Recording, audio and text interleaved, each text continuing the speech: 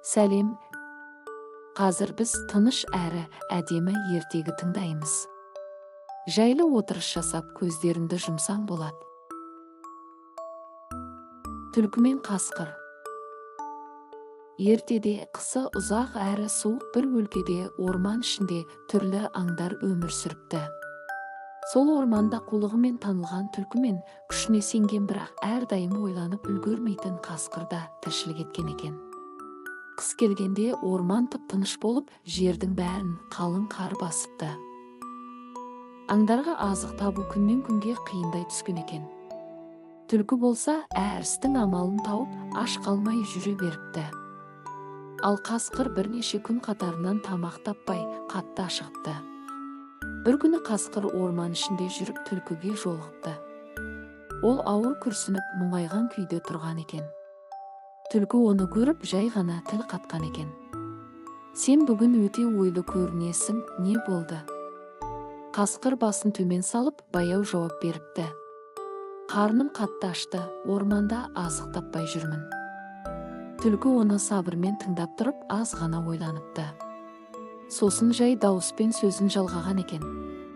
Егер қаласаң, мен саған бір тыныш жолын айтайын. Бірақ бәрін асықпай жасау керек.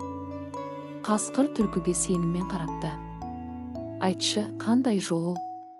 Түлкі оған орманның шетінде мұз қатқан өзен бар екенін айтыпты.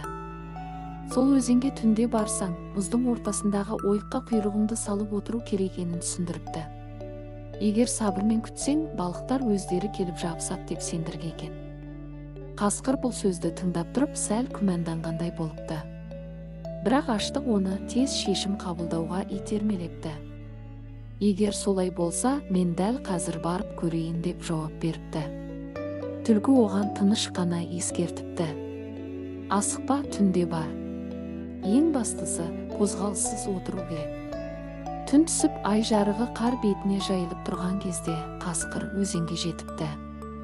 Өзеннің беті қалың мұз болып қатып қалған екен. Мұздың ортасындағы кішкентай ойықтан су баяу жылтырап көрініп тұрды. Қасқыр түлкінің айтқанын есіне алып, құйрығын суға салып, қозғалмай отыра қалыпты. Ал түлкі болса, алыстан бәрін бақылап тұрған екен. Ол іштей өз жоспарының іске асатынын сезіп, үнсіз күліп қойыпты.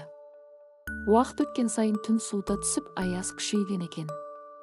Қасқыр құйрығының салқындап бара жатқанын сезсе де, шыдамдылық танытып отыра беріпті.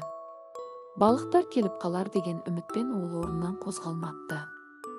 Бірақ суық аяз құйрығын мұзға біртіндеп қатырып тастаған екен. Таң ата адамдар өзен жағасына келіп, қозғала алмай отырған қасқырды көріп қалыпты. Олар шулап дауыстай бастаған кезде қасқыр шошып кетіпті. Ол орнынан тұрып қашпақ болған екен. Бірақ құйрығы мұздан шықпай, қатты ауыртыпты. Сол сәтте қасқыр бар күшін жинап, өзін босатып, орманға қарай жүгіре жөнеліпті. Ол ауырсынуды сезсе де, аман қалуға тырысып, көзден ғайып болыпты. Ал түлкі болса, алыстан бәрін көріп, ештеңе болмағандай орман ішіне жайбарақат қайтыпты. Ол тағы да бір күнін қулығымен өткізіп, өз тіршілігін жалғастырған екен. Осылайша қасқыр күшіне сеніп, ойланбай қабылдаған шешімінің салдарын көріпті. Ал түлкі сабырмен ойлап, өз пайдасын тапқан екен.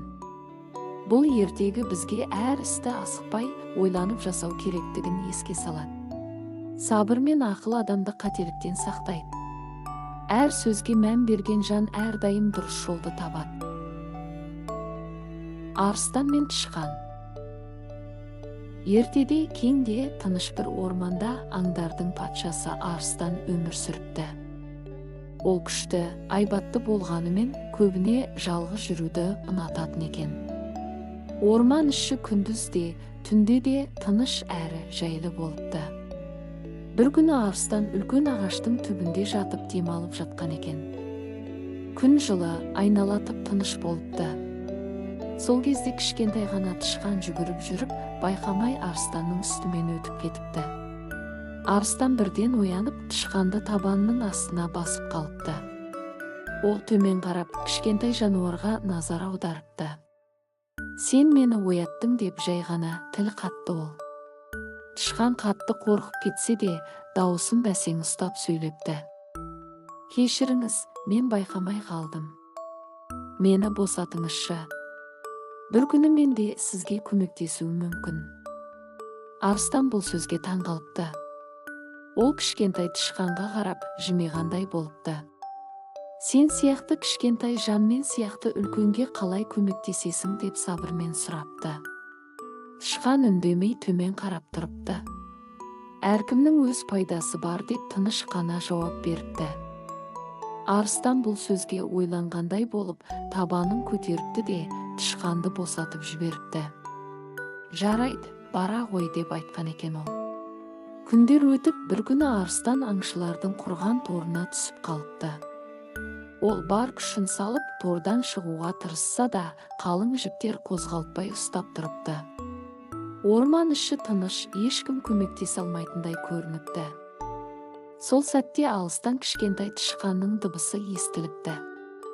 Ол тордың жанына жақындап келіп, жіптерді тістей бастапты. Ұзақ уақыт бойы тынымсыз еңбектеніп, тордың жіптерін біртіндеп үзіпті. Ақыры арыстан тордан босап шықты. Ол тышқанға төмен қарап, сабырлы дауыспен сөйлепті. Сен уәдеңде тұрдың. Мен сенің көмегіңе мұқтаж боламын деп ойламаппын. Тышқан жай ғана басын изепті. Кейде кішкентай көмектің өзі үлкен іс болады деп жауап беріпті. Осылайша олар бір-біріне құрметпен қарап, өз жолдарымен кеткен екен. Бұл ертегі бізге әр жанның өз орны бар екенін еске салады. Кішкентай болса да, шын ниетпен жасалған жақсылықтың мәні зор. Сабыр мен мейірім кез келген қиындықты жеңуге көмектеседі. Тасбақа мен қоян. Ертеде бір жасыл әрі тыныш алқапта қоян мен тасбақа өмір сүріпті. Қоян өте шапшаң, жеңіл қозғалатын аң екен. Ол жүгіргенді жақсы көріп, өз жылдамдығына әрдайым сенетін. Ал тасбақа болса, баяу қимылдап, әр ісін асықпай атқаратын сабырлы жан екен. Бір күні қоян алқапта секіріп жүріп, тасбақаны байқап қалыпты. Ол оған қарап, жымиғандай болып сөйлеген екен. Сен өте баяу жүресің. Осылай жүріп қайда үлгересің? Тасбақа оған тыныш қана жауап берді. Мен асықпай жүремін. Бірақ әр қадамымды ойлап басамын. Қоян бұл сөзге күліп, өзінше мақтанған екен. Мен сенен әлде қайда жылдамын. Қаласаң жарысып көрейік. Тасбақа біраз ойланып тұрып келісімін берген. Жарайды, жарысайық. Әркім өз жолымен жүрсін. Олар алқаптың бір шетінен бастап, екінші шетіне дейін жарысатын болып келіскен екен. Белгі берілген сәтте қоян бірден алға ұмтылып, көзді ашып жұмғанша алыстап кетіпті. Ол артына бұрылып қарағанда, тасбақаның әлі баяу келе жатқанын көрді. Қоян өзіне сеніп, жолдың шетіне отырып демалмақ болды. Күн жылы, самал жел соғып тұрған екен. Ол көзін жұмып, сәл тынығып алуды ойлаған. Ал тасбақа болса, тоқтамастан бір қалыпты жүрісін жалғастырыпты. Ол әр қадамын асықпай басып, алға қарай жылжи берді. Уақыт өте келе ол қоян демалып жатқан жерге жақындап қалды. Қоян ұйқысынан оянғанда, тасбақаның өзінен әлде қайда алға кеткенін көріпті. Ол бірден жүгіріп шыққанымен кеш болыпты. Тасбақа мәреге тыныш қана жетіп үлгерген екен. Қоян тоқтап болған жағдайды түсінді. Ол асығыстықпен және артық сеніммен қателік жасағанын сезген екен. Тасбақа болса, сабырмен мақсатына жеткеніне риза болыпты. Осылайша баяу болса да, тоқтамай жүрген жан өз дегеніне жеткен екен. Бұл ертегі бізге сабыр мен төзімнің маңызын еске салады. Асықпай, бірақ сенімді жүрген адам әрдайым алға жылжиды. Тыныштық пен тұрақтылық үлкен жеңіске жеткізеді. Қарға мен түлкі. Ертеде бір тыныш әрі жасыл орманда қарға мен түлкі өмір сүріпті. Орман іші әрдайым баяу тыныстап тұрғандай көрінетін. Биік ағаштар самал желмен сыбдырлап, айналаға жайлы тыныштық сыйлап тұратын екен. Қарға көбіне сол ағаштардың басына қонып, төмендегі тіршілікті сырттай бақылап жүретін болыпты. Ал түлкі болса, орман ішінде айлакерлігімен танылған аң екен. Ол әрдайым айналасына мұқият қарап, өзіне пайдалы бір мүмкіндік іздеп жүретін көрінеді. Бір күні қарға ағаштың ең биік бұтағына қонып, бір кесек ірімшікті тауып алған екен. Ол ірімшікті тұмсығына қысып, ешкімге байқатпай, тыныш қана отыра қалыпты. Қарға үшін бұл олжа өте бағалы болып көрінген. Ол төменге қарамай, ірімшігін берік ұстап отырған екен. Осы сәтте ағаштың түбінен өтіп бара жатқан түлкі қарғаны байқап қалыпты. Ол жоғары қарап, қарғаның тұмсығындағы ірімшікті көргенде бірден тоқтап қалған екен. Түлкі сәл ойланып тұрып, асықпай жақындаған көрінеді. Ол бірден айласын ойластыра бастапты. Сосын түлкі жұмсақ әрі жай дауыспен қарғаға тіл қатқан екен. Сен бүгін ерекше көркем көрініп тұрсың. Қауырсының қандай әдемі, күн сәулесінде жылтырап тұр. Қарға бұл сөздерді естіп, өзіне көңілі тола бастаған екен. Ол мақтауды ұнатып, бойын тіктей түскен көрінеді. Түлкі оның бұл күйін байқап, сөзін жалғастырыпты. Мұндай сұлу құстың дауысы да керемет болар. Орман сені тыңдаса, бәрі тынышталып қалар еді. Қарға түлкінің сөздеріне сеніп, өзін ерекше сезіне бастапты. Ол даусын көрсеткісі келіп, бір сәт ойланып тұрған екен. Сосын мақтауға еріп, ән айтуға бел буған көрінеді. Қарға аузын ашқан сәтте, тұмсығындағы ірімшік жерге домалап түсіп кеткен екен. Осыны күтіп тұрған түлкі ірімшікті бірден іліп алыпты да, тоқтамастан орман ішіне қарай кетіп қалған көрінеді. Ал қарға болса, болған жағдайды сол сәтте ғана түсініпті. Ол үнсіз қалып, өз қателігін сезген екен.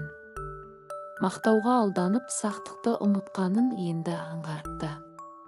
Осылайша түлкінің айласы іске асқан екен. Ал қарға бұл оқиғадан кейін әр сөзге абай болу керектігін ұққан көрінеді. Бұл ертегі әр сөзге абай болу керектігін еске салады. Артық мақтау кейде ойды бұлдыратып қателікке жетелейді. Сабырмен ойланған адам өзін де, барын да сақтай алады. Мысық пен ит. Ертеде бір шағын ауылдың шетінде ескілеу бір үй бар екен. Сол үйдің ауласында мысық пен ит бірге өмір сүріпті. Олар бір аулада тұрғанымен, әрқайсысы өз әдетімен тіршілік еткен екен. Ит қақпаның маңында жүріп, ауаны күзететін болыпты. Ал мысық болса, күннің жылы жерін тауып алып, көбіне тыныш отыратын көрінеді. Күндердің бір күнінде кеш қарайып, ауыл үстіне тыныштық орнаған екен. Ит әдетінше қақпа түбінде отырып, сырттан келетін әр дыбысты тыңдапты. Сол кезде қора жақтан әлсіз сыбдыр естілген екен. Ит бірден орнынан тұрып, дыбыс шыққан жаққа бет алған. Ал мысық болса, сол сәтте қора маңында жүрген екен. Ол сыбдырдың қайдан шыққанын байқап, ағаштың түбіне тығылыпты. Сәлден кейін қораның ішінен бір кішкентай тышқан көрініп қалған екен. Ит тышқанды көріп, қатты үріп жіберіпті. Тышқан қорқып, қораның ішіне қайта кіріп кетіпті. Бірақ шу көбейіп, ауылдағы тыныштық бұзылғандай болыпты. Мысық итке жақындап келіп, тыныш қана тіл қатқан екен. Үрме, ол үлкен қауіп емес. Егер асықпай әрекет етсек, бәрі тыныш болады. Ит мысықтың сөзін бірден түсінбепті. Бірақ үргенін тоқтатып, біраз тыңдап тұрған екен. Сол сәтте мысық ақырын қораның ішіне кіріп, тышқанның жолын бөгепті. Ол асықпай, бірақ дәл қимылдап, тышқанды ауладан шығарып жіберген екен. Бәрі қайтадан тынышталыпты. Аулаға тыныштық орнап, түнгі ауа баяу салқындай түскен көрінеді. Ит сол кезде мысыққа қарап, басын изеген екен. Әр істі шуламай жасауда пайдалы екен депті ол. Мысық болса, ештеңе демей, өз орнына барып жайғасқан көрінеді. Содан кейін олар аулада бұрынғыдан да тыныш өмір сүріпті. Ит күзетіп қажет кезде сергек болған. Мысық болса өз сабырымен ауладағы тыныштықты сақтаған екен. Екеуі де бір-бірінің ісі керек екенін түсінген көрінеді. Бұл ертегі кейде тыныштық пен байыптылық үлкен істі шешетінін еске салады. Әркім өз мінезімен пайдалы бола алады. Ынтымақ пен түсіністік тыныш өмірге жеткізеді. Ертегі осымен аяқталды. Енді тынығып, тәтті ұйқыға кетейік. Қайырлы түн.